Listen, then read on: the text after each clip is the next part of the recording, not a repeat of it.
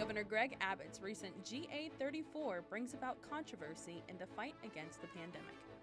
Has the pandemic slowed down students' ability to get internships? A car crash in California results in several fatalities. Broadcasting live from the University of North Texas, this is ntTV News at Noon.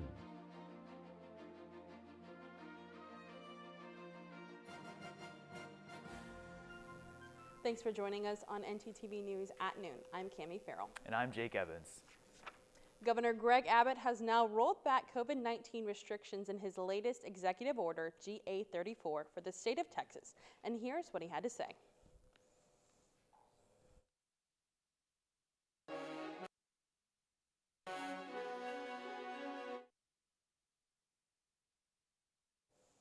The decision made by the governor was met with some backlash from many who believe this decision was a premature one. Here's what Texas Representative Sheila Jackson had to say on the matter.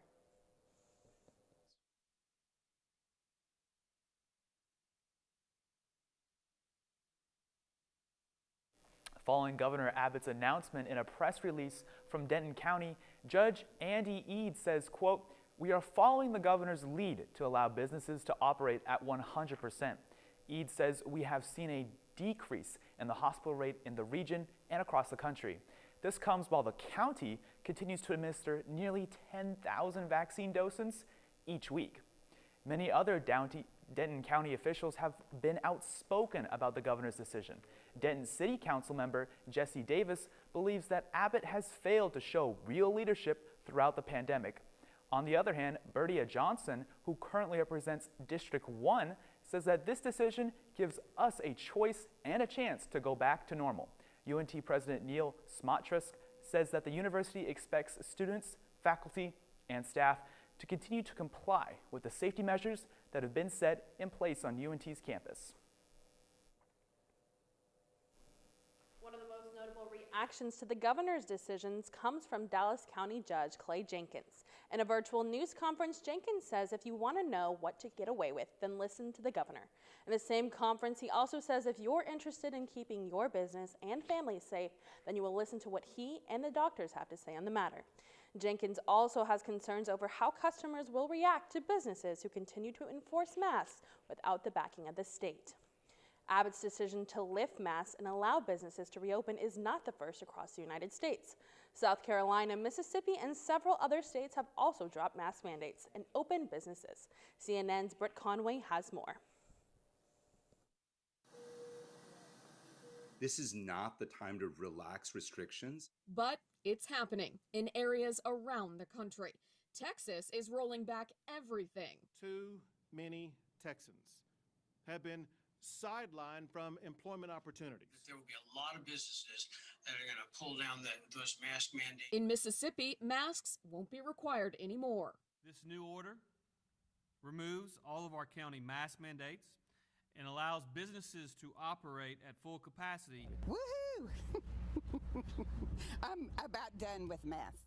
Kentucky, Louisiana, Massachusetts, Michigan, and Pennsylvania are all easing capacity restrictions. So is the city of Chicago. South Carolina is eliminating restrictions on alcohol sales and large gatherings. And Florida is bracing for spring break. Certainly, there's optimism about the vaccines. We're now on track to have enough vaccine supply for every adult in America by the end of May. But health experts and healthcare workers caution against looser guidelines. It is really risky to say it's over. We still have COVID patients. It's not like the COVID patients are gone. It's not like they're not dying. The federal government promises relief is coming, but lawmakers are still battling over exactly what that'll look like as millions of Americans inch closer to their extended unemployment benefits starting to run out March 14th. I'm Britt Conway reporting. Last month, the United States set record cold temperatures while other parts of the world experienced all-time highs. According to experts, the U.S. record warm temperatures outweighed the cold 4-1. While the U.S. cold in February was remarkable, the higher than normal temperatures for the rest of the world should be no surprise. As the global temperatures continue to increase, record warming temperatures have been outweighing record cold temperatures by more than 2-1. In recent decades, as a result, to human-caused climate change. Well, Jake, I didn't see a cloud in the sky on my way to the station today. Me neither. Let's take it to Bella Quintanilla, our weather reporter, who has more. And the current conditions are partly sunny with a temperature of 49 degrees, with a wind chill of 5 miles per hour, making it feel like 47 degrees. Looking later tonight at the conditions, it should be clear skies with a temperature of 45 degrees and a wind speed of 5 miles per hour, making it feel like 43 degrees. Looking at tomorrow's conditions, it should be sunny with a temperature of 72 degrees and a wind chill of 15 miles per hour, a wind speed of 15 miles per hour, making it feel like 65 degrees Fahrenheit. Later tonight, back to you at the desk. Today is the day that our newest COVID-19 safety measure begins. All students who want to attend an in-person event or meeting are now required to produce a negative COVID test before being allowed to enter. All those living on campus will be required to test weekly. ntTV's Michaela Goose spoke to Dr. Melissa McGuire, the Associate President for Student Affairs, to get more information. As of March 1st, all UNT students wishing to attend in-person meetings or events will have to present a negative COVID-19 test. But what is the UNT administration hoping for with this new COVID safety measure? I think what we're looking to do through this mandatory testing is really create opportunities for us to continue to expand the opportunities that we have in person. I think students are itching to do more in person. We as staff are itching for you to do more in person, and ourselves as well. And we have seen a lot of success in how we have reopened our campus. Free testing is available across campus. Curative and Binax Now are the only two test results the university will accept. But how will they know if a student has been tested? So if you were to go get a Curative or Binax Now test, so those are the two tests that we have created a system to process for events. And Curative is available in the Union as well as the Gateway Center, and Binax Now is a test that's available through the Student Health and Wellness Center. Both of these options are free to students and faculty and staff. So the thought is, if you wanted to go to an event, let's say that event is next Wednesday, sometime between today and up to 72 hours prior to that event, you've got to go get one of those tests. We would get the results from that test. You would get the results from that test within 24 to 48 hours. And so when you go to an event, when you check in, you would swipe your ID card, and a screen would pop up for the event staff who's going to be checking you in that has a green check mark that says you have a valid negative test within the last 7 days. Or you can upload a document that says that you've tested positive within the last 90 days and you don't have to test again. So if you have either one of those, a green check mark comes up. And if you don't have one of those, we get a yellow circle that says oops. And that just means we don't have that information in the system. And so you would not be able to enter the room. Students can access the free testing at Gateway and in the Union. Signups can be found on the Student Affairs UNT's website under COVID testing. For ntTV News, I'm Michaela Goose. For testing, you can go to the Union, the Gateway Center, and the Health and Wellness Centers on campus. After the break, find out why the Lieutenant Governor of Texas is calling for 2 resignations. And a major car crash in California and the effects of rising CO2 levels. Stick with us. Sometimes we can do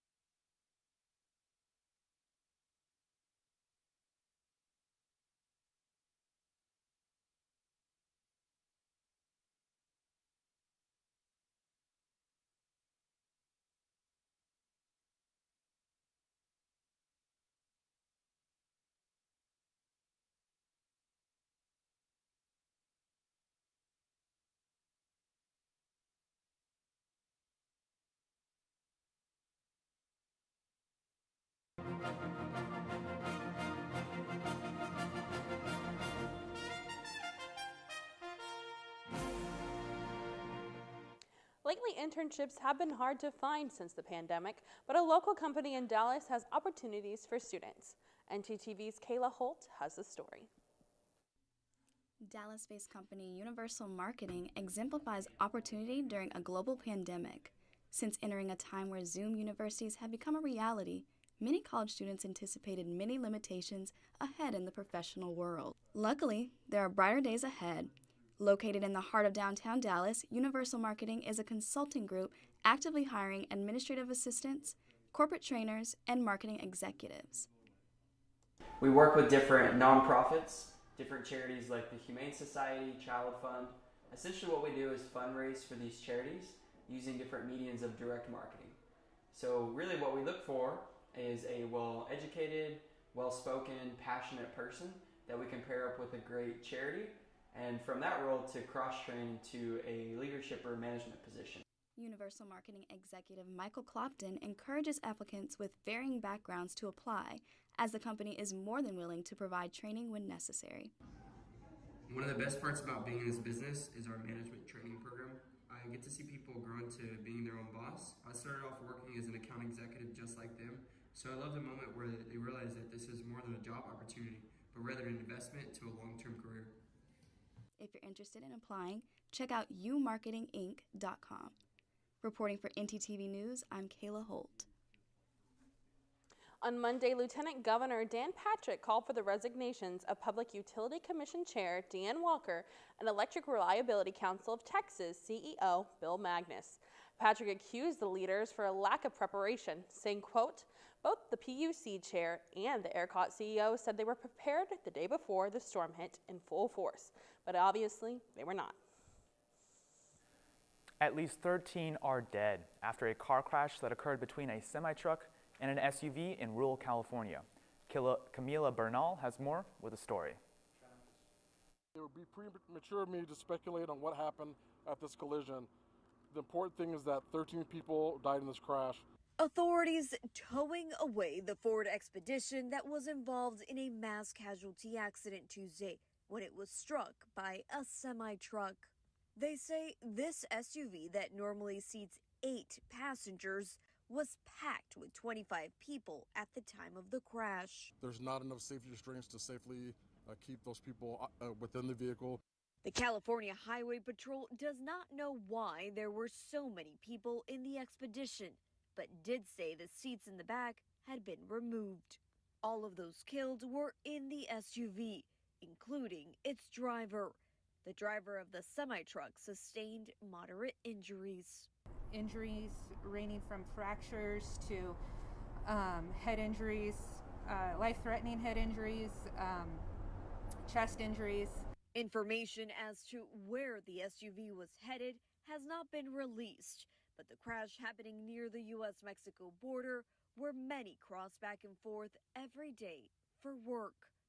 The Mexican consulate said at least 10 of the victims were Mexican nationals.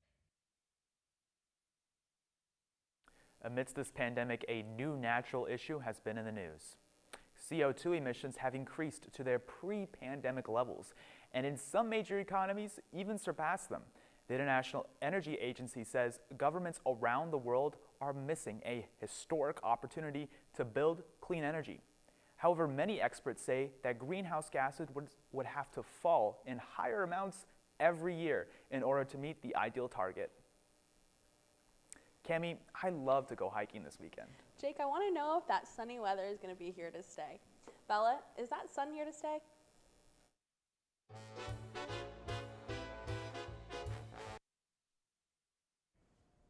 Well, you guys are in luck. We should be getting warmer weather later this week. But first, let's look at the current conditions across North Texas. As you can see, overall, the temperatures are remaining in the mid-50s. Here in Denton, we're at 49 degrees. All the way over here in Graham, it's 56. And then all the way east, it's in Sulphur Springs, it's 66 degrees. Now, let's look at the current conditions across the state. As you can see up here in Oklahoma City, the temperature is 47 degrees. But as you move farther south into Houston, where it's 53 degrees, the temperatures are rising. And then all the way over here in El Paso, it is currently 41 degrees. Now let's look at the forecast for this week. As you can see, Thursday and Friday, we should have partly cloudy skies with a 20% chance of rain on Friday. And then starting Saturday, it should start to clear up and warm. And then by the Monday and Tuesday, we should have temperatures in the low 70s. Cammie and Jake, back to you at the desk. After the break, find out why UNT artists open an art gallery. And a place where Atney Dentonites can receive a little extra help. Azalea is my world. When I heard that she had a tumor, everything just became dark. When I came to St. Jude, I started to get back some light in my life. On top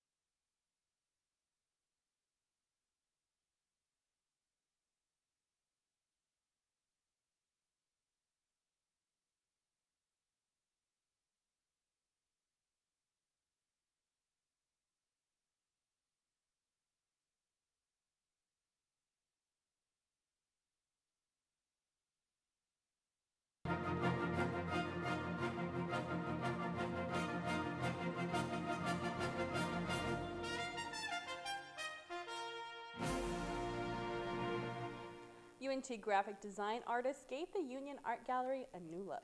Let's take it to Emily C., who has more with the story.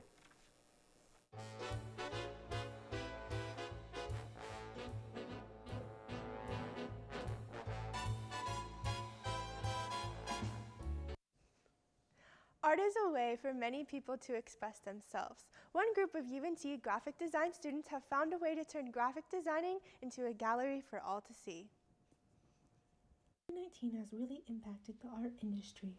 However, UNT is working really hard to get artist work out there. Art is, as far as it relates to graphic design, art is a way to communicate and tell a story. Graphic designers are kind of tasked with a really important role of taking somebody else's experiences and what they want and what they need and turning it into something that's more tangible. So that is my favorite part about the discipline of graphic design, and CVAD's done a really good job at teaching us that storytelling is extremely important. We decided to do this gallery to show the students of UNT the many facets of graphic design. We as designers, we as graphic artists, we are really set on understanding that we make a huge impact in the world and that we are one of the first things that people generally see and know, and just to have that voice really portray what that brand is trying to do. I love that we get to visualize those types of ideas and we get to create something that people see every day but really don't understand the impact of what it is every day. Art is an outlet for many students, and many people don't realize how important graphic design is. I know that it has raised some questions about the sustainability of this industry and how it's presenting new challenges, but it's also opening up people who, who couldn't commute to an office anyway. The UNT Union Art Gallery changes every 2 weeks, so be sure to stop by. It is so nice to be able to see different types of art evolve to the change COVID-19 brought. And if you're in the mood for art, be sure to stop by the Union. Back to you guys, Jake and Cammie. Each year we hear about the giving season, but at First Refuge Ministries, that season hasn't ended. I got in touch with Brianna Minnick, the social media manager for First Refuge's Giving Fence. In December of last year, staff members of First Refuge Ministries created a giving fence. It started as an idea from Pinterest and quickly grew into much more. Well, we have these coats here at First Refuge. Let's just put them on the fence. But let's expand it to hats and gloves and scarves of just all sizes. So whenever people are coming for our food pantry, they can see it. But then also it could just be open for the entire community. The only rule is to take what you need or leave what you can. Just before Winter Storm Uri hit Texas, the Giving Fence shared a photo of the items they were offering on Facebook. It quickly caught Denton's attention. And then the next thing we knew, there was over 2,000 shares and loads and loads of coats being donated. And it's because we're the storm's about to come. Dentonites were looking to help the fence in any way they could. Donations began to pour in, stunning Executive Director Paul Juarez. I came back from lunch, and there was a ton of people calling on the phone and coming by with coats. So we've been here, every single one of those that has come by. I said, hey, why don't you help me go ahead and bag up these coats, and then we'll put them out together. First Refuge worked quickly to put out all the items before the storm. And it has been pretty amazing just sitting at my computer doing work and seeing out of my peripheral vision just people coming and putting up donations of coats and then having people come by and just seeing it and being able to take it. First Refuge is brainstorming ways to keep the fence giving during the coming summer months. For ntTV News, I'm Cammie Farrell. If you want to know more about how you can support the Giving Fence, check out its Facebook page. I'll be sure to give them a like. Well, Jake, you know what I like? Our women's tennis team continuing to get big wins. So do I, Cammie. And when we return, our sports reporter Sebastian Nava has more with the story. Right, Sebastian? Yes, I do. An exciting time for our tennis community. Plus, the Stars played a Stanley Cup rematch last night, and the Ranger season is about to begin. I'll break it all down once we come back.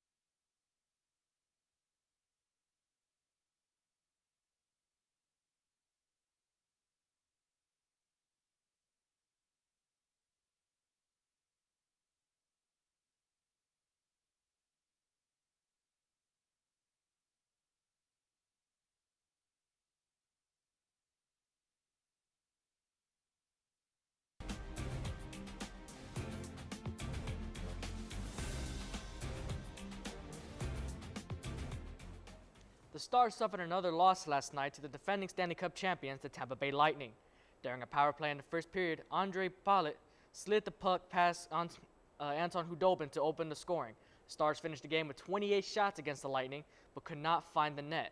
Then with 5 seconds left in the game, Yanni Gourde found the open goal to put the game out of reach and finish the game 2-0 for the Lightning victory. The loss opens up a 6-game homestand for a Stars team looking to bounce back after an abysmal road trip where they lost 4 out of the last 5 games. The Stars' next puck drop will be tomorrow, Thursday, March 4th at 7:30 p.m. Coming from Arizona, the Rangers continue spring training action against the Chicago White Sox.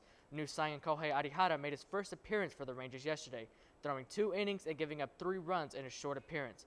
The Rangers' offense looked in midseason form with solo home runs from Joey Gallo and Ronald Guzman.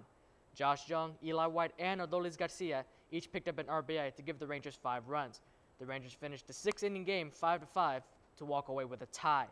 The Rangers' next game will be today at 2:10 p.m. against the Los Angeles Angels. The Mean Green women's tennis team will be taking on SMU today, looking to bounce back from their loss last Thursday to the Houston Cougars. The Mean Green are looking to earn more singles victories after leaving Houston with only 1 singles win from Maria Bonomareva. UNT will be taking on an SMU team who is hungry for a win after 5 straight losses. The first serve will be at 2 p.m. today at the SMU Tennis Complex in Dallas. That's all I have from sports. Back to y'all at the desk. Scientists have found a new species off the coast of New Zealand, and it looks like some of the brightest minds were there to help make this discovery. Take a look at this photo and you'll see 3 shark species that have a luminescent shade. That's right, these are glow-in-the-dark sharks. The species was believed to exist for a while, but scientists were finally able to document the discovery for the first time recently. Thanks for watching ntTV News at noon. Join us again tonight here at 6 on North Texas Television.